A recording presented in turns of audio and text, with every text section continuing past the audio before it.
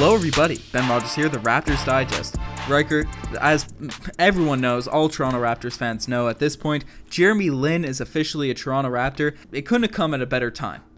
Yeah, no, absolutely. We'll talk about a bunch of different factors, but this guy, he's electric for more than a couple of reasons. And some might say that he's overhyped now coming into the Toronto Raptors, but he fills a big need. And I've been extremely concerned about the Raptors not addressing, the big points that they need to address in order to make a legitimate playoff push. And this was a guy that I was like, finally, I see it all coming together. Gasol, huge acquisition, and when you pair him with Jeremy Lin, it's all starting to make sense.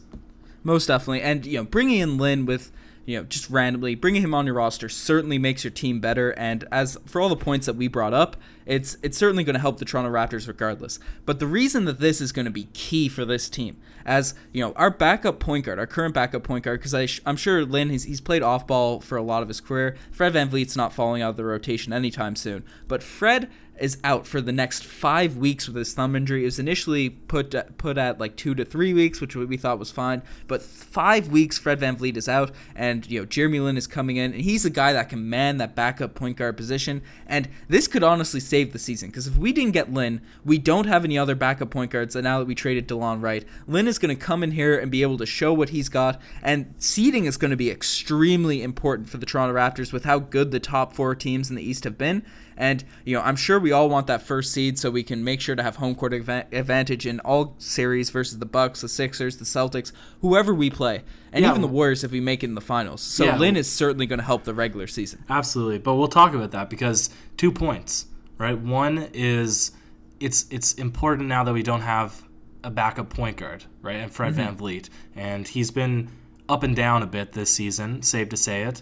And Jeremy Lin is a guy that's a little bit more proven. He's more veteran. He's able to come in and have some really good playmaking. His size is an advantage to Fred VanVleet. Obviously, when we get VV back, steady Freddie back, it's going to be an improvement to the roster. But it's almost still comfortable and it's exciting because I made a comment about it. Gasol was the playmaker in the bench unit. We're not sure if he's even going to get shifted up into the starting unit yet because Ibaka's seemed to work better for matchups with the starting lineup so far, right? But if it does happen, Jeremy Lin is a much better playmaker to have coming off of the bench. Right now, he's able to just make more things happen for the rest of the guys who aren't quite as good at creating but can make shots like OG, Norm, etc. But what I think is more important of a point that you made, we can come back to that first one, but what I think is more important of a point is seeding, mainly because I made the video about, with the acquisition of Jeremy Lin, Gasol, do we need more pieces now to be a championship team?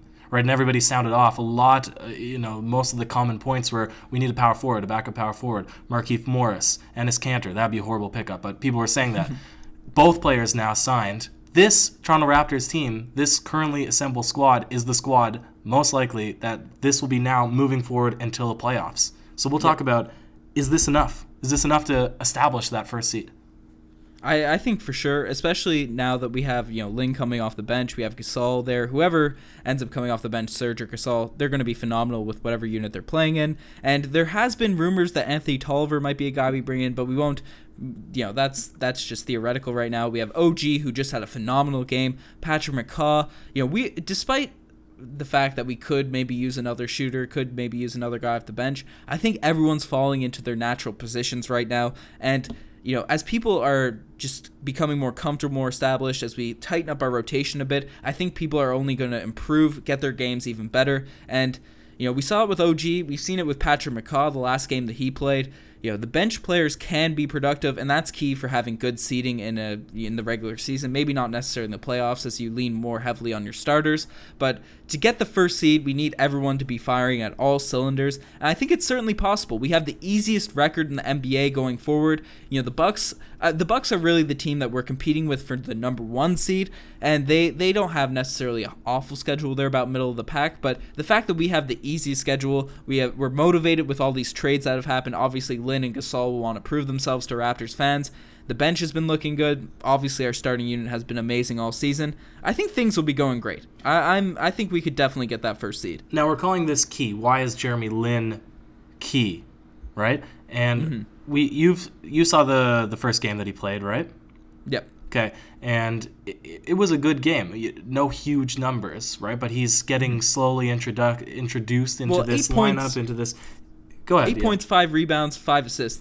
That's some pretty all-around great numbers. Obviously, the shooting wasn't necessarily there, but after everything that happened, all the trades, all the flights, just learning a new offense as a point guard, you're probably not going to shoot that well. But everything else he did on the court looked awesome. Well, this is what I want to say. I don't want to talk about the stats because stats, if you look at his per 36 minutes, he's actually a much better player than Fred VanVleet or other guys that are on the team. He's probably around like a 20-point per game guy, but obviously this is all just if you're averaging numbers, and none of that really means anything unless it's real, right? Yeah. Unless it actually happens. But how did you see his style of play? Like, what makes him actually key? Because there was a couple of points that really stood out to me. Was one, his IQ and passing. Like, he had a couple of really nice hockey assists, I guess you would call them. And he ran the lane really well. One feed to OG, right, where OG took it on the fast break, and then reversely, Kyle Lowry did the same pass that Lin did to OG, except it was Kyle to Lin, and Lin finished with a kind of cool, right hand wraparound weird layup. So I just see his IQ, his height, not necessarily his athleticism or defense, but two of those things are really big. Okay, so a couple points on Lin as well, right? So you mentioned the passing ability. We've been preaching on the podcast on a consistent basis how the second unit always plays phenomenal when Fred VanVleet is facilitating for other players. When he's not necessarily dribbling too much and looking for his own shot too much, playing like he did last season, the bench mob kind of returns to the form that it was last year. Right, and I think Jeremy Lin is going to be more capable of facilitating and be that leader, getting the most out of other players than Fred has been this season. Fred might be a little bit of a better shooter and a bit more steady. There can be a debate that's more made between Lin and Fred, but I think especially in the playoffs with Lin's experience, he's going to be more reliable in that sense. And you mentioned the athleticism. You said not necessarily athletic. Okay, a direct quote from Jeremy Lin. Right, this came out I think a year or two ago. Everyone calls Lin sneaky athletic because I remember in his draft class, him and John Wall had very similar full court sprint records, and obviously John Wall's one of the most athletic players in league history when he was, younger guy, obviously before all the injuries and all that sort of stuff. And Lin was pretty on par to John Wall's speed, John Wall's ability to jump, that vertical leap. And Lin, people call him a sneaky athlete. He is a legitimate athlete in this league. We saw a lot of acrobatic finishes around the rim in his first game with Toronto. He's very good at finishing around the rim. He can even finish above the rim at times. We've seen him have some nasty dunks in his career. And, he used to play for the Brooklyn Nets. And his coach, Kenny Atkinson, he didn't play too many games for the Nets because of injury. But in the games that he played, their coach really commended his ability to play defense. Jeremy Lin is a very solid defender. You mentioned his height.